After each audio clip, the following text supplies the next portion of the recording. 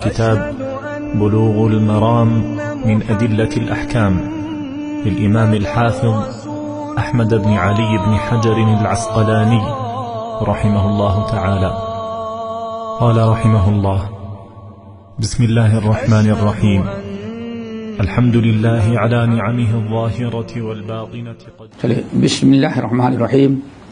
إن الحمد لله نحمده ونستعينه ونستغفره ونعوذ بالله من شرور أنفسنا ومن سيئات أعمالنا. من يهده الله فلا مضل له ومن يضلله فلا هادي له، وأشهد أن لا إله إلا الله وأشهد أن محمدا عبده ورسوله. يا أيها الذين آمنوا اتقوا الله حق تقاته ولا تموتن إلا وأنتم مسلمون. يا أيها الناس اتقوا ربكم الذي خلقكم من نفس واحدة وخلق منها زوجها وبث منهما رجالا كثيرا ونساء، واتقوا الله الذي تساءلون به والأرحام إن الله كان عليكم رقيبا. يا أيها الذين آمنوا اتقوا الله وقولوا قولا سديدا يصلح لكم أعمالكم ويغفر لكم ذنوبكم، ومن يطع الله ورسوله فقد فاز فوزا عظيما. أما بعد، فإن خير الحديث كتاب الله وخير الهدي هدي محمد صلى الله عليه وسلم، وشر الأمور محدثاتها وكل محدثة بدعة وكل بدعة ضلالة وكل ضلالة في النار. وأعوذ بالله السميع العليم من الشيطان الرجيم. بسم الله الرحمن الرحيم. إنما الصدقات للفقراء والمساكين والعاملين عليها والمؤلفة قلوبهم. باب قسم الصدقات. قسم الصدقات، قسم، تقسیم. دو باب کتاب الزکوٰۃ کے گزر چکے ہیں. ایک تو فرضی زکوٰۃ جو اسلام کا ایک رکن ہے، اور دوسری نفلی صدقات، صدقات الفطر. تین سمجھ لو: زکوٰۃ فطر، زکوٰۃ مال اور نفلی صدقات. یہ تین گزر چکے ہیں. اب یہ باب جو ہے کتاب الزکوٰۃ میں زکوٰۃ، خیرات تقسیم کرنا اور ان کے مستحق کو جاننا. ہماری زکوٰۃ، خیرات کے مستحقین کون ہیں؟ تو اس سلسلے میں ایک بڑی اچھی بات ہے، اور بعض سلف نے بڑی اچھی بات کہی کہ زکوٰۃ تقسیم کرنا ایک ایسا معاملہ ہے کہ اللہ نے خود ہی اس کو بیان کر دیا، اس کو نبی کے حوالے بھی نہیں کیا. نہیں سمجھے؟ زکوٰۃ، خیرات کے مستحق کون ہیں، اللہ نے خود ہی اس کی تفصیل بیان کر دی. اس کی بڑی اہمیت، اور ان کے کہنے کا مطلب یہ ہے کہ ہم کو چاہیے کہ ہم اس کا خیال رکھیں. سورۃ التوبہ کی آیت نمبر 60، اس میں اللہ فرماتے ہیں: انما الصدقات للفقراء والمساکین والعاملین علیہا والمؤلفۃ قلوبہم وفی الرقاب والغارمین وفی سبیل اللہ وابن السبیل. 8 مصارف زکوٰۃ ہیں، یعنی 8 قسم کے لوگوں کو زکوٰۃ دی جائے گی. اللہ تعالیٰ. اور انما الصدقات، انما یہ حصر کے لیے، جس کو آپ کہیں صرف زکوٰۃ انہی کو دی جائے گی. یہ جو 8 قسم کے لوگ اس آیت میں مذکور ہیں. آیت نمبر 60 ہے.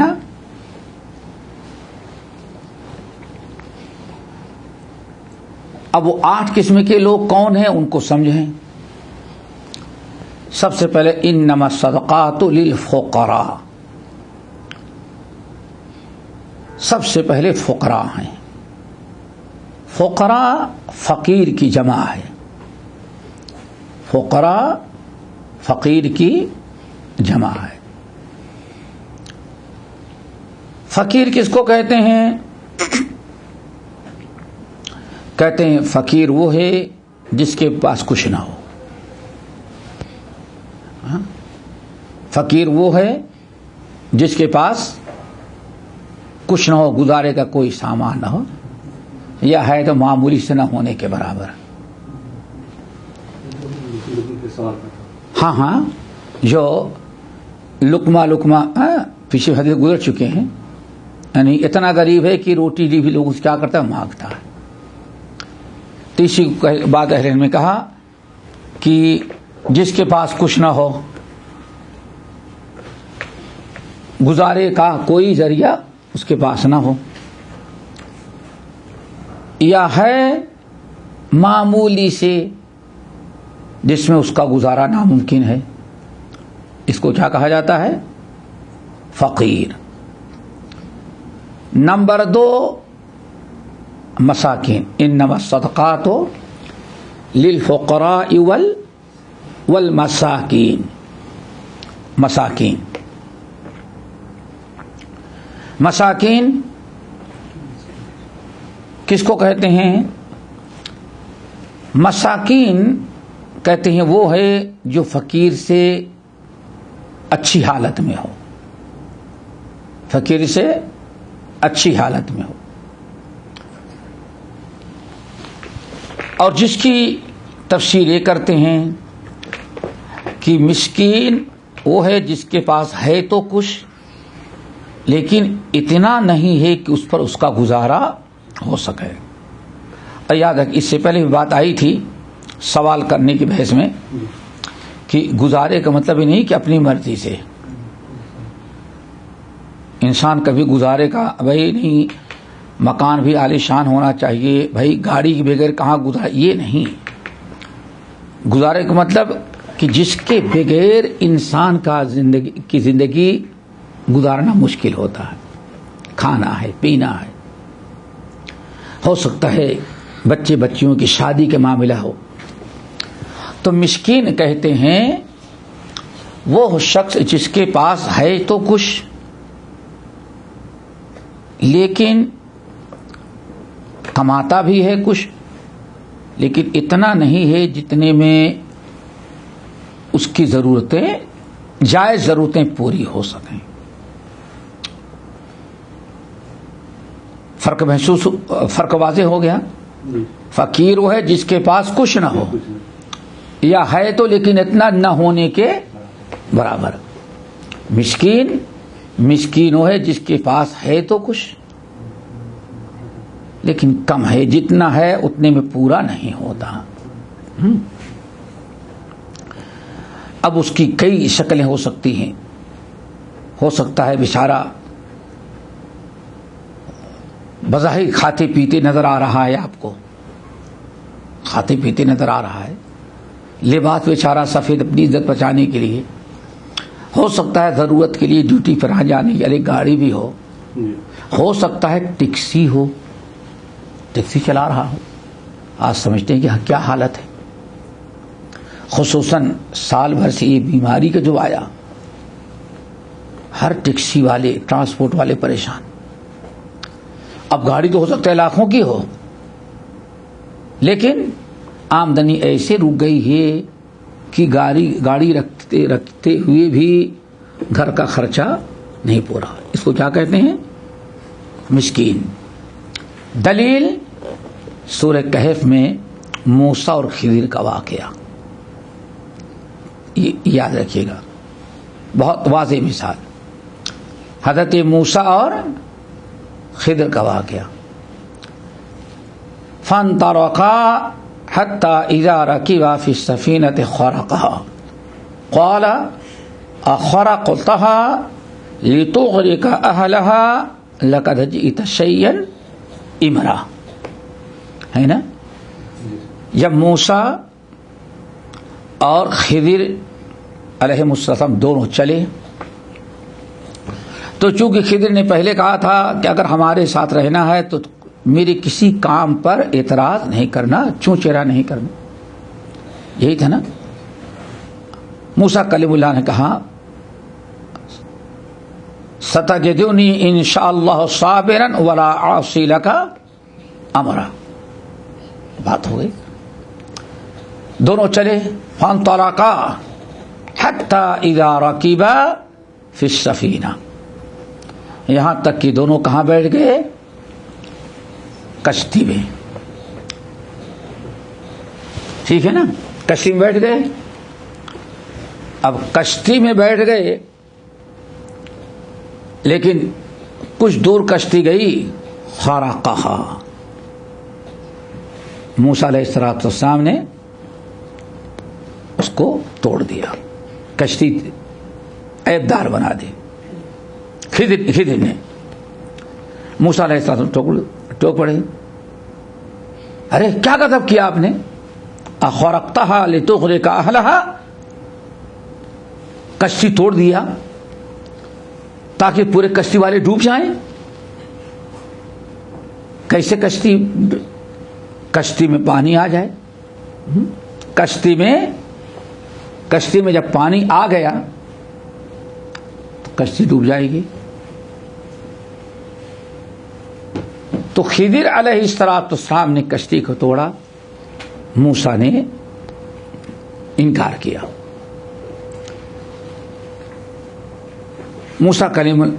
خضر نے کہا الم اقل انک لن تستطیع، میں یہ سب پہلے میں نے کہا تھا تم صبر نہیں کر سکتے.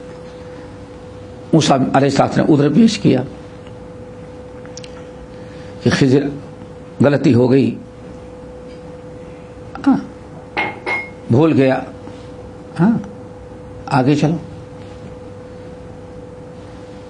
بہرحال تین چیزیں کی تفصیل کیا بیان کی؟ اما السفینۃ فکانت لمساکین، کشتی تو میں نے اس لیے توڑا کہ کشتی مسکینوں کی تھی، چند بھائی تھے جو سب کے سب مسکین تھے، سب کے سب مسکین تھے. فأردت أن أعيبها وكان وراءهم ملك يأخذ كل سفينة غصبا، ہم نے اس لیے توڑ دیا کہ آگے ایک ظالم بادشاہ ہے، اچھی نئی صحیح سالم کشتی کو وہ چھین لیتا ہے، اور یہ دونوں یہ مسکین بچے جو ہیں ان کا سارا گزارا اسی کشتی پر. دیکھیں اب ہم لوگ تو نہیں جانتے ہوں گے کیونکہ ہم لوگ ریگستانی ہیں، یہ جانتے ہوں گے کہ ایک کشتی کی کتنی قیمت ہوگی، ایک کشتی کی کتنی قیمت ہوگی. کوئی اس کو غریب نہیں کہے گا. آج تو لاکھوں کی ہوتی ہے، لیکن اس کے باوجود اللہ تعالیٰ نے کو مسکین کہا. کیوں؟ بیچارے چلاتے ہیں، غریب ہیں. خضر نے کہا اسی پر ان کا گزارا ہے، کوئی اور آمدنی نہیں. اگر کشتی ظالم بادشاہ ضبط کر لے گا تو یہ بیچارے بے روزگار بے روزی کے رہ جائیں گے. ہاں، تو یہ یاد رکھیے کہ مسکین اس آیت میں خضر نے اللہ تعالیٰ خضر کا قول نقل کیا کہ انہوں نے کہا یہ مسکین ہے. حالانکہ کشتی کا مالک بہت ساری اگر بیچ دے تو ایک وقت میں کافی پیسہ آ جائے. اسی لیے ہم اور آپ کبھی دیکھیں، بظاہر لباس اچھا ہوتا ہے، گاڑی ہوتی ہے، مکان بھی اچھا ہے، لیکن یہ نہیں پتا کہ ہاں اس کے حالات کیا ہیں. ایسے بہت سارے لوگ ہوتے ہیں. ہمارا کام ابھی کل کی بات ہے نا، آدمی دیکھنے کے بعد کوئی نہیں کہہ سکتا کہ یہ، تو آدمی اپنی عزت بچاتا ہے، سب احساس کرتا ہے. تو مسکین بھی زکوٰۃ کا مستحق. تو ہو گئے نا فقراء اور مساکین فقراء فقیر کی جمع اور مساکین مسکین کی جمع. نمبر 3 والعاملین علیہا. والعاملین علیہا. عامل جمع ہے، عاملین جمع ہے عامل کی. ہاں عامل کی، عالم کی نہیں، عامل. عامل یہاں کس کو کہا جاتا ہے؟ عامل لیبر کو کہتے ہیں. یہاں شریعت کے اصطلاح میں یہاں جو عامل ہے ہر آدمی لیبر مراد نہیں ہے.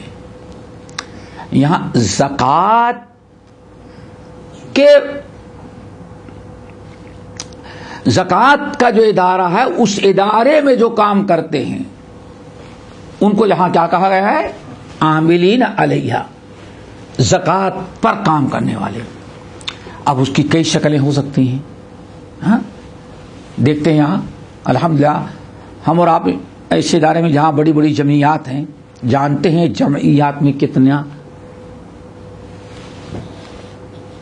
ضرورت پڑتی ہے. لکھنے والوں کی ضرورت پڑتی ہے، تقسیم کرنے والوں کی ضرورت پڑتی ہے، جمع کرنے والوں کی ضرورت ہوتی ہے، ڈرائیور کی ضرورت ہوتی ہے، بلڈنگ کی پتہ نہیں کتنی کتنی چیزوں کی ضرورت ہوتی ہے.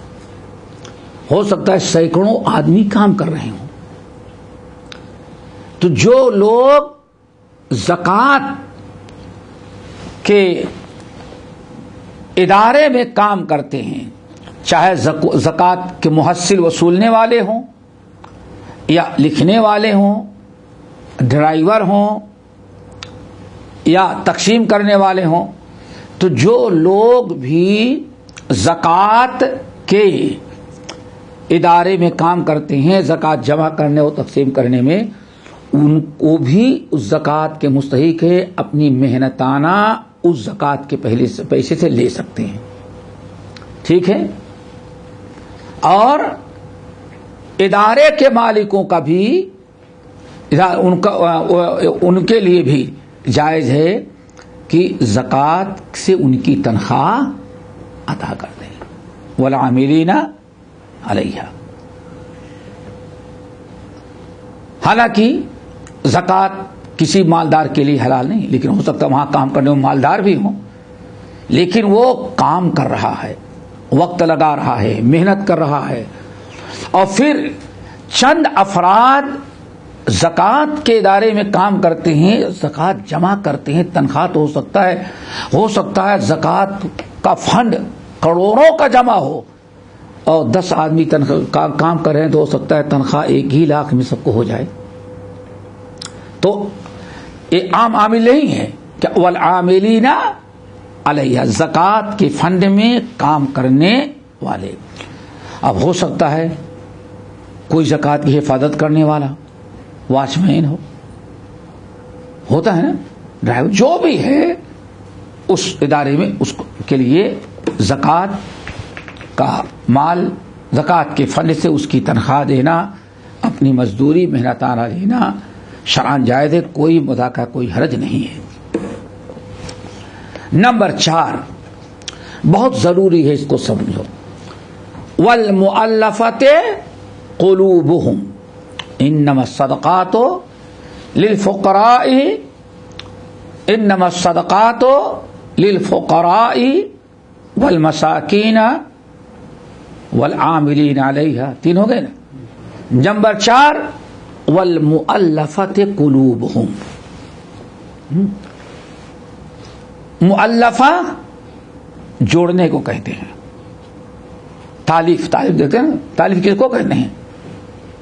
کتاب جو یہاں کی عبارات ان کا کیا کہا جاتا ہے؟ وہ تالیف.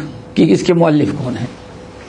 یہاں مؤلف مؤلف ہے، مراد تالیف قلب، دلوں کو جوڑنے کے لیے.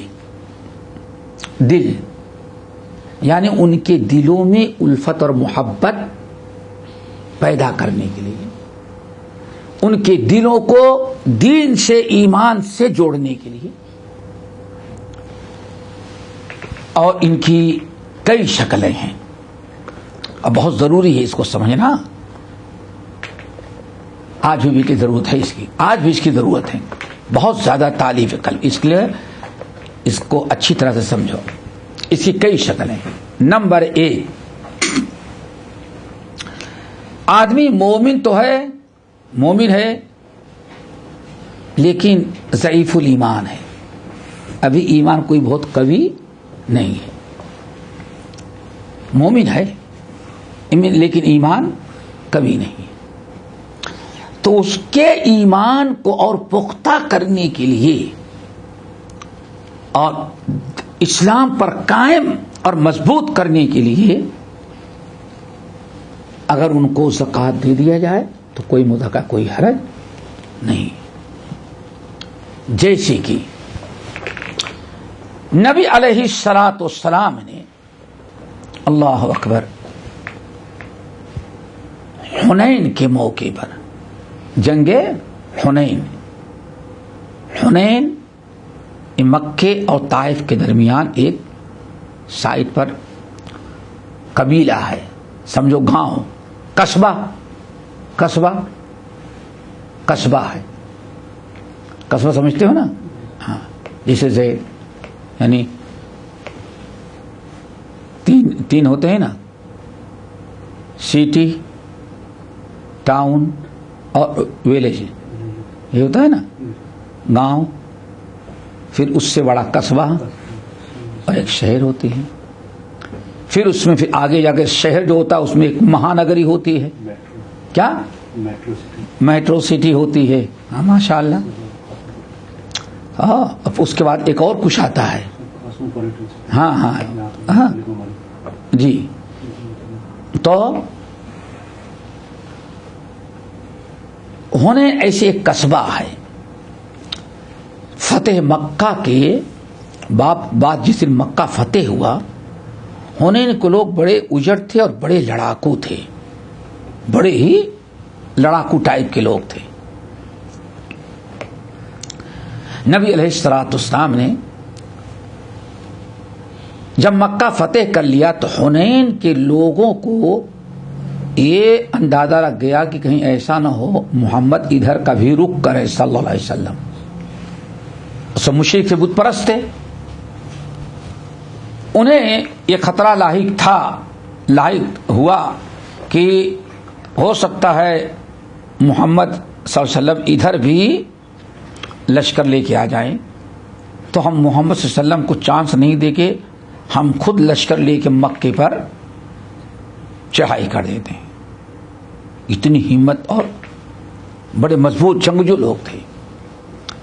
نبی علیہ الصلوۃ والسلام نے مکہ فتح کیا، فوراً چڑھائی کر دی.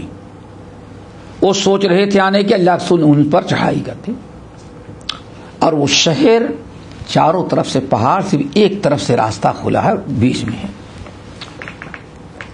جب نبی علیہ الصلوۃ والسلام نے چڑھائی کی، وَيَوْمَ حُنَيْنٍ إِذْ أَعْجَبَتْكُمْ كَثْرَتُكُمْ، بہت بڑی تعداد تھی، اتنی بڑی فوج کبھی نہیں تھی مسلمانوں کے بعد. تو کچھ مسلمانوں کے آج ہمارا مقابلہ کون کر سکتا ہے؟ فوج کثرت تعداد پر فخر کرنے لگے. اللہ کی نصرت و مدد کے بجائے کس پر بھروسہ؟ کثرت فوج. یہی چیز تھی. وہ پہاڑوں پر چھپ گئے اور مورچے بنا کر کے چپکی بیٹھ گئے، تیر اور اسلحہ لے کر کے. نبی علیہ السلام فوج لے کر کے پہنچے تو دیکھا بالکل خالی ہے. جیسے فوج لے کر کے آپ اندر گھسنے لگے، دونوں پہاڑوں تو انہوں تیر برسانا شروع کیا. بڑا زبردست مقابلہ ہوا. بہرحال آخر میں شکست ہوئی ان کو اور مسلمانوں کو فتح بھی. مشکلات آئی لیکن حنین فتح ہو گیا. جب حنین کا مال غنیمت تقسیم کرنے لگے نبی علیہ السلام، تو بہت زیادہ اپنا مال ان لوگوں کو دیا جو کلمہ تو پڑھ چکے تھے لیکن ابھی ایمان دل میں راسخ اور پختہ نہیں ہوا تھا. سفیان کو دیا, امیر معاویہ کو دیا, معاویہ رضی اللہ عنہ کو, معاویہ کے بھائی یزید کو دیا, الحمدللہ سب کیا, مکے کے بہت سارے لوگوں کو دیا اور بہت بہت دیا, اتنا زیادہ دیا کہ جو پرانے مسلمان تھے ان کو ذرا ناگوار گزرا, کہہ رہے ساری محنت ہم لوگوں نے کیا. اس اللہ نے آیات نازل کی, نبی نے سمجھایا کہ یہ مؤلفت قلوب, ان کے ایمان کو پختہ اور ان کو ایمان پر مضبوط کرنے کے لیے دیا جا رہا ہے. آگئی بات سمجھ میں؟ ایک شکل تو کیا ہے, مومن ضعیف ہو, مومن تو ہے لیکن مومن پختہ نہیں ہے, ہو سکتا ہے نیا نیا ہو, ابھی ثابت قدمی نہیں ہے, تو ان کو اور ایمان پر یہ مال دے دیا جائے تاکہ ان کا دل ایمان سے مسلمانوں سے, اور ہاں بھائی مسلمان بہت اچھے لوگ ہیں, دیکھا کتنا ہمارا خیال رکھتے ہیں. سمجھ میں آ گئی بات؟ کئی قسموں تو پہلی قسم کون ہے, تالیف ہے کل والمؤلفت ہے, یعنی مومن ہیں لیکن کمزور ایمان والے ہیں. نمبر دو کس کی قسم؟ ہاں مؤلفت قلوب, یہ ہیں کہ کافر ہے, کافر ہے لیکن وہ دین کی باتیں سن رہا ہے, امید ہے کہ وہ اسلام میں داخل ہو جائے,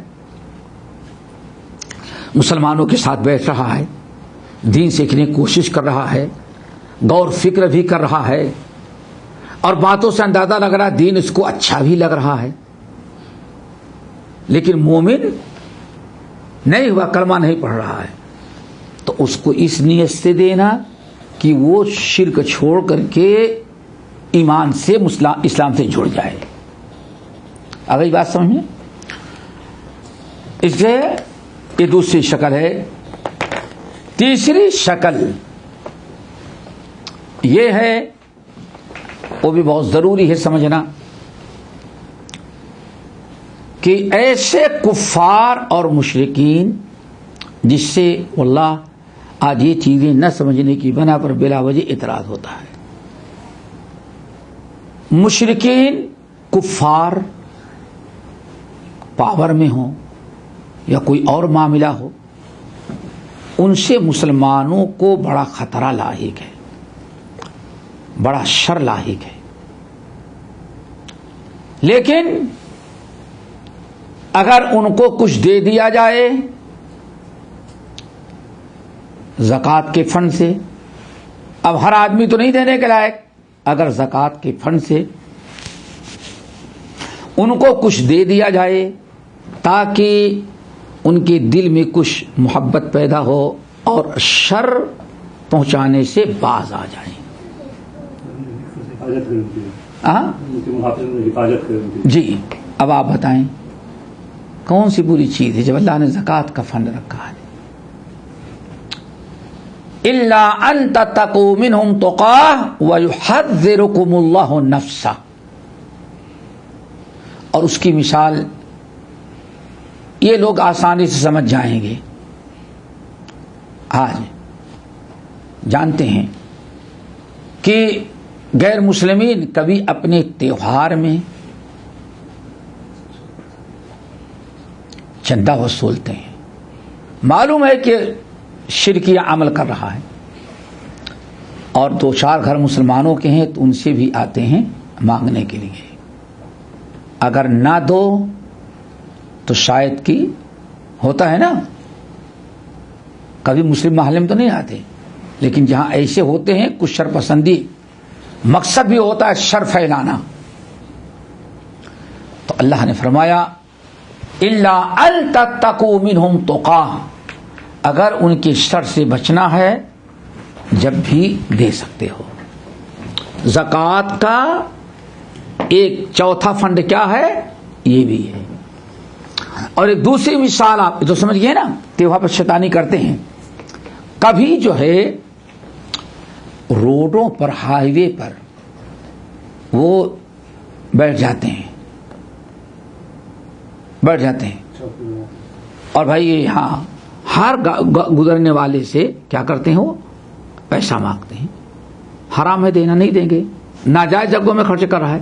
لیکن اگر معلوم ہے کہ اگر آپ نہ دیں تو اس سے آپ کے لیے جان مال کا خطرہ ہے، ان کے شر کا خطرہ ہے، تو اللہ نے فرمایا ایسے موقع پر زکوٰۃ بھی ان کو دے کر کے اپنے آپ کو ان کے شر سے بچا سکو تو کوئی مذاکرہ، کوئی حرج نہیں. کیا خیال ہے؟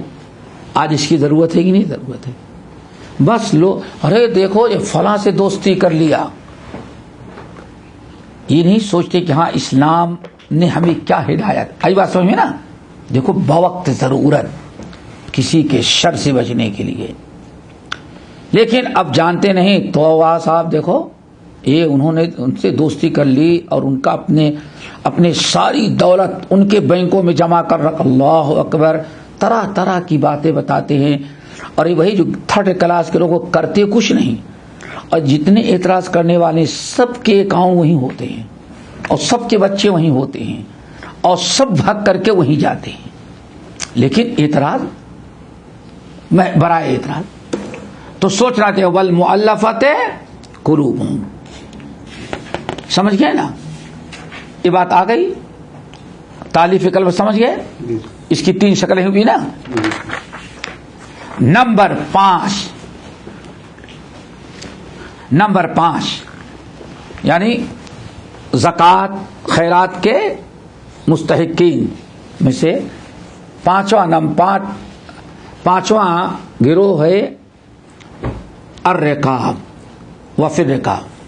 انما الصدقات للفقراء والمساکین والعاملین علیہا والمؤلفۃ قلوبہم وفی الرقاب. اور کس کے اندر؟ رقاب رقبہ کی جمع. رقبہ کہاں ہے؟ یہ گردن. فکو رقبہ، گردن آزاد کرنا. گردن آزاد کرانے کے لیے بھی زکوٰۃ دے سکتے ہیں. اور اس کی شکل کیا ہوگی؟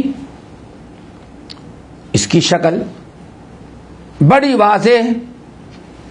ایک شکل یہ ہے کہ غلام آزاد کرنے کا کہ کئی طریقے ہیں. ایک طریقہ یہ ہے جس کو کہتے ہیں مکاتب. کیا؟ مکاتب گردن آزاد کرانا، چھوڑا نہیں، غلامی سے آزاد کرانا. ایک ہے مکاتب. غلام کئی قسم کے ہوتے ہیں، کن، مدبر اور مکاتب. کن خالص غلام جو نارمل ہوتا ہے. مکاتب ایسا غلام جو اپنے آقا سے، اپنے مالک سے ایگریمنٹ کر لیتا ہے. مکاتبہ یعنی ایگریمنٹ کر لیتا ہے کہ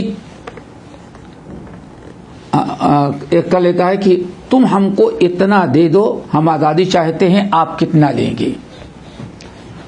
آقا کہے کہ میں 3 لاکھ لوں گا، مکاتب کہتے ہیں اور کچھ کم کر دیں. مثلا 2 لاکھ پر طے ہو گیا کہ 2 لاکھ تم ہم کو دے دو، ہماری غلامی سے آزاد ہو گئے. اس کو کیا کہتے ہیں؟ مکاتب. کیوں؟ ایگریمنٹ ہے. مکاتب لکھی پڑی. اور اللہ سے فرمایا کہ 1 درہم بھی باقی رہ گیا تو آزاد نہیں ہوگا جب تک کہ پورا ادا نہ کرے. اب ایک بیچارہ مسلمان غلام مکاتبہ کر لیا ہے، اگر وہ بیچارہ آزاد نہیں کرا پا رہا ہے اپنے آپ کو، کچھ دے دیا ہے باقی نہیں دے پا رہا ہے، تو اگر زکوٰۃ کے پیسے دے کر کے اس کو پورا کر دیں، آزاد کرا دیا جائے تو کوئی بات نہیں. غلامی سے آزاد کرنا وہ پھر رقاب. آ گئی بات سمجھ لیں؟ ایک شکل تو یہ، ایک شکل یہ ہے کہ اس کا مکاتبہ کر لیا ہے اور وہ آپ آزاد کرانا چاہتا ہے تو آزاد کرا لے. اور یہی وہ چیز ہے جس کا تذکرہ اللہ نے سورہ نور میں کیا ہے. والذین یبتغون الکتاب مما ملکت ایمانکم فقاتبوہم ان علمتم فیہم خیرا وآتوہم من مال اللہ الذی آتاکم. دیکھا اس سورہ نور کی آیت نمبر 33 ہے.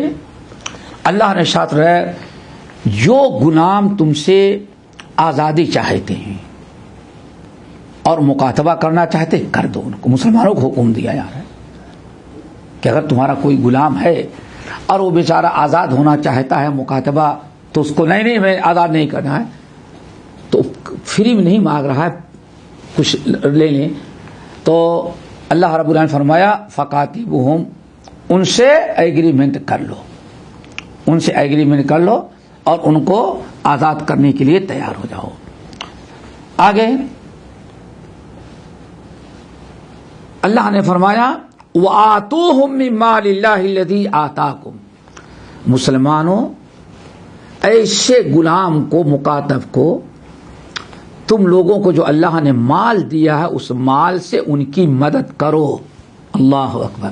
آگے بات سنیے وَآتُوهُم مِّن مَّالِ اللَّهِ الَّذِي آتَاكُم یعنی ان کی مدد کرو. اسی لیے نبی علیہ السلام ہمیشہ ایسے لوگوں کو کی مدد کرتے رہے. اور اسی آیت کی روشنی میں لوگ کہتے ہیں قیاس کرتے ہیں اگر کوئی انسان جائز ضروریات یا حلال طریقے کا قرضہ لیا بیچارہ لیکن حالات ایسے بدل گئے کہ وہ قرضہ ادا نہیں کر پا رہا ہے, لوگ جیل میں ڈال دیتے ہیں. ہاں آج کے دن جیل میں ڈال دیتے ہیں. اللہ اکبر. تو ایسے موقع پر بھی اہل علم نے کہا اس کی بھی گردن آزاد کرانا ہے. اگر ایسے انسان او تقضی عنہ دینن افضل الاعمال ہے کہ گردن آزاد کرا دو یا اس کی طرف سے قرضہ ادا کر کے اسے آزاد کر دو. اسی لیے الحمدللہ یہاں جو قیدی ہیں کافی عرصے تک ہم نے دیکھا کبھی جب درس دینے کے لیے ہم کو بھیجا جاتا ہے گورنمنٹ جب بھیجتی ہے تو اللہ بہت سارے قیدی رمضان کا انتظار کرتے رہتے ہیں. یہ چیز آج بھی ہے, رمضان کا انتظار کرتے رہتے ہیں. ہمیں نہیں معلوم تھا, درس وغیرہ دیتے ہیں کبھی روتے ہیں دعا کر دے سے کیا بات ہے کہ اب کی رمضان میں میرا بھی نمبر لگ جائے. میں نہیں جانتا تھا کیسے نمبر لگ جائے. تو انہوں نے کہا کہ فلاں شیخ زاہد مرحوم کا یا آج جو شیوخ الامارات ہیں ان میں سے بہتوں کا نام لیتے ہیں کہ ہر سال رمضان میں اتنے لوگوں کا قرضہ ادا کر کے جیل سے آزاد کرواتے ہیں. تو دعا کیجیے کہ ہمارا بھی نمبر لگ جائے. اچھا معلوم ہے ایک مرتبہ شارجہ سینٹرل جیل میں جو رمضان میں آزاد کرنے والا دن تھا جو تقریب تھی اس دن بلایا گیا ہم کو. اللہ اکبر. اس دن کا ماحول میں نے دیکھا. آج لوگ شکایت کرتے ہیں لوگوں کی لیکن سوچنا کہ جو میرے ساتھ ہوا ہے واقعہ میں بلایا گیا کچھ کلمات نصیحت کرنے کے لیے. اللہ جب وہاں گیا تو معلوم پڑتا ہے کہ کوئی بہت بڑی تقریب ہے, عید کا دن ہے. کیسے آزاد کراتے ہیں معلوم ہے. لوگ صرف ان حکام کو گالیاں دینا سمجھتے ہیں, تنقید کرنا, کبھی ان کے اچھے کاموں کو سراہتے نہیں, صرف ان کو عیوب نظر آتے ہیں لوگوں کو. اللہ تعجب کریں گے کہ معلوم پڑا کہ جس کو آزاد کر رہے ہیں اس کی بیوی کو بھی بلائے ہیں، بچوں کو بلائے ہیں، ماں باپ ہے تو ان کو بلائے ہیں، اور بہترین قسم کا کھانے کا انتظام پہلے سے بتا دیتے کہ ہاں تمہارے آدمی کو آزاد کیا. وہ سب بلاتا ہے، اللہ لگی ہوئی ہے.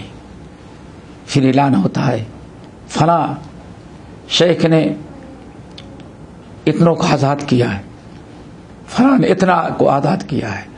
واللہ وہاں کا خوشی کا ماحول دیکھ کر کے میں نے دیکھا کہ اللہ جزائے خیر دے لوگوں کو. اور جس سال ہم کو بلایا گیا یہی نہیں، معلوم پڑا کہ جانے کا ٹکٹ تک کا انتظام کیا گیا ہے. اہل ویلس ملایا. اور جس سال میں گیا تقریباً تعجب کریں گے کہنے میں جھجک نہیں، شرم کی بات نہیں ہے، عبرت و نصیحت کے لیے بتا رہے ہیں. اگر 50 قیدی کو آزاد کیا گیا تو 45 صرف پاکستان کے تھے، صرف پاکستان کے 45، 5 جو ہے کچھ اور دوسرے ملک. اللہ اکبر. سب کو آزاد کر کے تحفے تحائف دے کر کے تقریب منائی گئی اور سب کو جیل کے باہر گاڑی کھڑی ہے ان کے عزیزوں کے ساتھ ان کو بھیج دیا اور کہا یہ ٹکٹ ہے، ٹکٹ نہیں تو یا عربیہ کا ٹکٹ کسی بھی آفس سے جا کر کے، آفس کیا کہتے سفریہ جو ہے وہاں سے جا کر کے لے لیں. بتائیں واللہ ایسی خوشی کا ماحول میں نے نہیں دیکھا جتنا وہاں. قیدی بیچارہ جو نا امید تھا آیا ہے بڑے شوق سے. بہترین قسم کی افطاری رمضان میں کرتے ہیں، بہترین قسم کی افطاری، کھانا، گفٹ، ٹکٹ، اور پھر اس کو گھر والوں کے حوالے کرتے ہیں. تو دوستو یہ بھی کیا ہے؟ وفر رقاب، وفر رقاب ہو گئے. انما الصدقات للفقراء والمساکین والعاملین علیہا والمؤلفۃ قلوبہم وفر رقاب، گردن آزاد کرانا. اور اللہ تعالیٰ معاف کرے اگر دوستو ایک چیز اور بتا دیں، کبھی یہ قرضوں کے علاوہ آج بہت بڑی مصیبت بچیوں کی شادیاں بن گئی ہیں.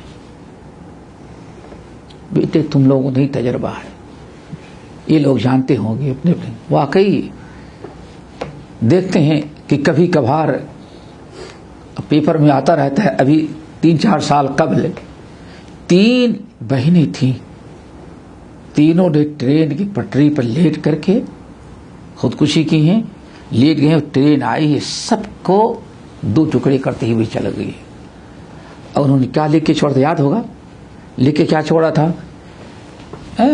میرے ڈیڈی اور ممی غریب ہیں، جہیز اتنا مانگتے ہیں، شادیوں میں شادی کرنے کی طاقت نہیں تو ڈیڈی ممی کو تنگ نہ ہو، پریشان نہ ہو، اس لیے ہم تینوں بہنیں خودکشی کر لیتے ہیں تاکہ میری ماں باپ کو کوئی پریشان. اللہ اکبر. آج سب سے پہلے انسان ڈیمانڈ کرتا ہے شادیوں کی، ضرورت تک کے لیے.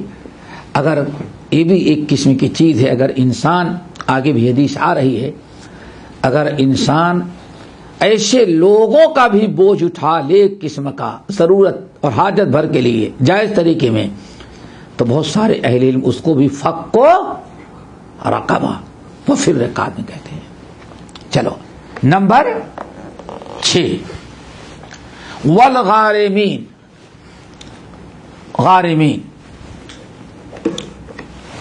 غارمین کی غارمین قرض دار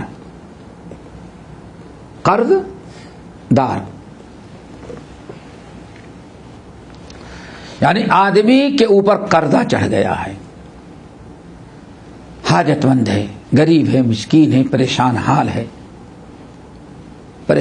ہے. انسان اگر اب قرضہ نہیں ادا کر پا رہا ہے، ہو سکتا ہے ضرورت کے لیے، گھر چلانے کے لیے، بال بچوں کے کھلانے پلانے کے لیے لیا، اور اس امید پر لیا کہ ادا کر دوں گا، لیکن حالات نہیں بدلے، نہیں سدھرے اور قرضے میں ڈوب گیا بیچارہ۔ اس کو کیا کہتے ہیں؟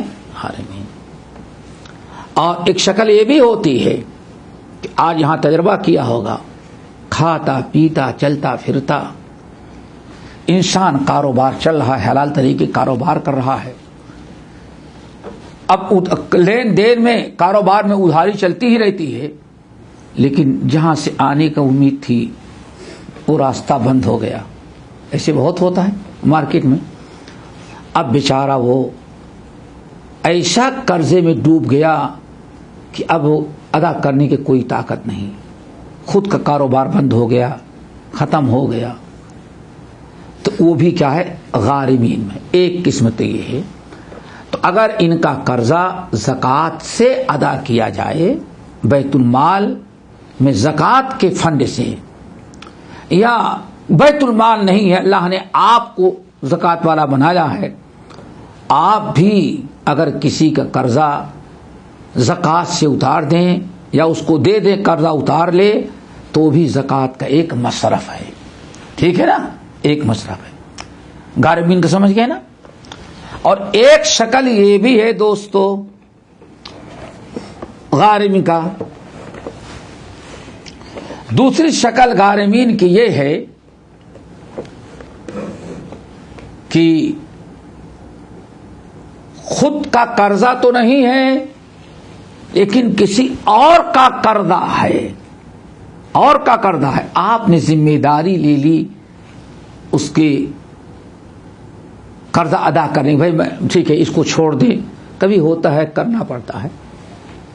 انہوں نے کسی کے قرضہ لیا، کبھی دیکھتے ہیں ان کے گھر پر چڑھائی کر دی، ماں بہن کی گالیاں، توڑ پھوڑ، کبھی آدمی کو پکڑ کے لے کے جا رہے ہیں۔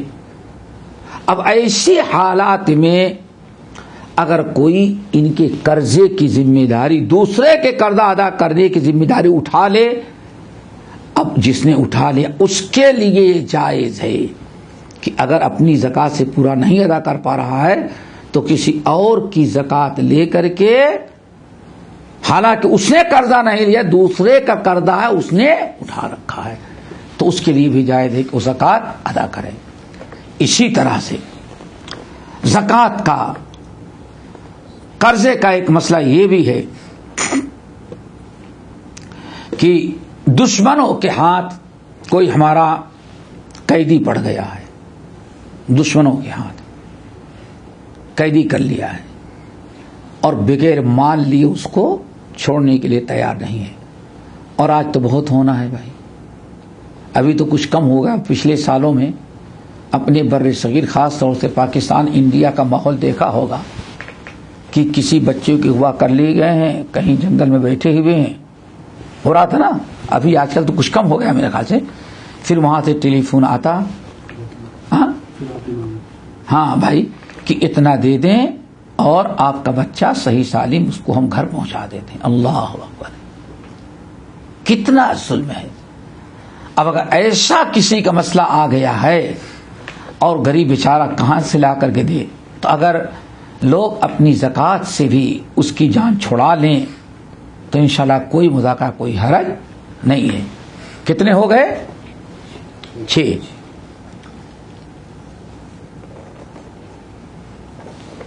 نمبر 7، فی سبیل اللہ، فی سبیل اللہ۔ عام طور پر جمہور اہل علم کے نزدیک سبیل اللہ سے مراد یہاں مجاہد ہے، کیا؟ غازی، یعنی جو مجاہدین اسلامی جہاد کر رہے ہیں اس اعلاء کلمت اللہ کے لیے، اور ان کے کوئی کسی ادارے سے تنخواہ، جیسے آج کے فوجی ہیں ان کی تنخواہ مقرر ہے، اگر ان کی کوئی تنخواہ مقرر نہیں ہے اور مجاہدین اس انداز سے لڑ رہے ہیں کہ ہاں ان کی روزی روٹی کی بھی ضرورت ہے، تو مجاہدین جو جہاد میں ہیں ان کو بھی اگر زکوٰۃ دے دی جائے، ان کے گھر پہنچا دی جائے تاکہ ان کے گھر میں گزارا بچے کرتے رہیں، کھاتے پیتے رہیں، تو یہ بھی زکوٰۃ کا ایک مصرف ہے. وفی سبیل اللہ. عام طور پر اہل علم نے اس کو جہاد فی سبیل اللہ کے ساتھ خاص کیا ہے، اور بعض روایات بعض احادیث کی روشنی میں حج فی سبیل اللہ قرار دیا گیا. حج، جیسے کہ ایک صحابیہ نے کہا یا رسول اللہ میں حج کرنا چاہتی ہوں لیکن میرے شوہر اونٹ نہیں دے رہے ہیں. ان کے پاس اونٹ ہے. کہا کیوں نہیں دے رہے ہیں؟ تو انہوں نے کہا کہ یا رسول اللہ ہم نے اپنا اونٹ فی سبیل اللہ وقف کر رکھا ہے. تو اللہ صلی اللہ علیہ وسلم نے فرمایا الحج فی سبیل اللہ، حج بھی فی سبیل اللہ. تو اس حدیث کی روشنی میں بہت سارے اہل علم کہتے ہیں کہ اگر کوئی دیندار حج کا شوق رکھنے والا بیچارہ حج کے لیے مکہ مدینے کی دیدار اور ذرا ترس رہا ہے بیچارہ، لیکن اتنے حالات اس کے نہیں ہیں کہ وہ جا سکے، تو اگر کوئی زکوٰۃ سے اس کو حج بھی کرا دے گا تو حج کرنا اس کے لیے جائز، کیوں یہ بھی ایک قسم کا فی سبیل اللہ ہے. بہت سارے اہل علم نے انہی دونوں تک اس کو مخصوص رکھا ہے. اب آیا بعض اہل علم کہتے ہیں ہر اچھا کام کیا ہے فی سبیل اللہ کہا ہے، لیکن اکثر اہل علم ہی کہتے ہیں کہ نہیں، یہاں فی سبیل اللہ سے مراد کیا ہے. اس لیے زکوٰۃ کا مصرف ہر دینی کام میں نہیں، ہر فی سبیل اللہ میں نہیں، ہر نیکی کے لیے نہیں، بلکہ یہاں دو ہیں خاص، جہاد اور زیادہ سے زیادہ حج. اس لیے اسی پر اکتفا کیا جائے تو بہت ہی بہتر ہے. ورنہ آج کچھ لوگوں نے فتویٰ دے دیا کہ ہر دینی کام، ہر اچھا کام کیا فی سبیل اللہ. اس کو لوگوں نے بہانہ بنا کر کے پتہ نہیں کیا کیا زکوٰۃ میں کہاں کہاں خرچ کر دے رہے ہیں. بہرحال بہتر یہی ہے کہ اللہ تعالیٰ کے نبی علیہ السلام کے زمانے میں زکوٰۃ جو فی سبیل اللہ مجاہدین تک یا حج تک زیادہ مخصوص رکھا گیا تھا، تو یہیں تک مخصوص رکھا جائے تو بہت ہی بہتر ہے، تاکہ زکوٰۃ کا پیسہ ادھر ادھر نہ ہو سکے. نمبر 8 ابن السبیل. ابن السبیل زکوٰۃ کا 8واں مصرف ابن السبیل. یہی نا انما الصدقات للفقراء والمساکین والعاملین علیہا والمؤلفۃ قلوبہم وفی الرقاب والغارمین، ہے نا، اور اسی طرح سے وفی سبیل اللہ. 8ویں چیز وابن السبیل، مسافر.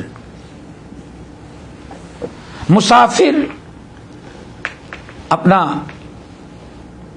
بیچارہ اپنے وطن میں کتنا بھی مال و دولت والا ہو، لیکن کبھی مسافر اس کا توشہ ختم ہو گیا یا چوری ہو گیا یا کسی مصیبت میں آ گیا.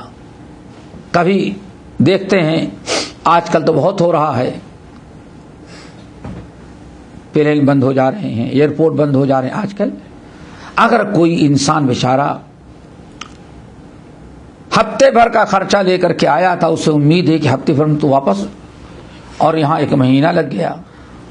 اب بیچارے کے پاس گرچہ اس کے وطن میں جائیداد ہو، پراپرٹی ہو، لیکن سمجھتے ہیں کہ کہیں دیہات میں ہو، گاؤں میں ہو، وہاں سے منگانا اور یہاں تک آنا یہ کوئی آسان کام سب کے لیے نہیں ہوتا. شہروں سے تو ہو جاتا ہے، گاؤں سے بڑی پریشانی ہوتی.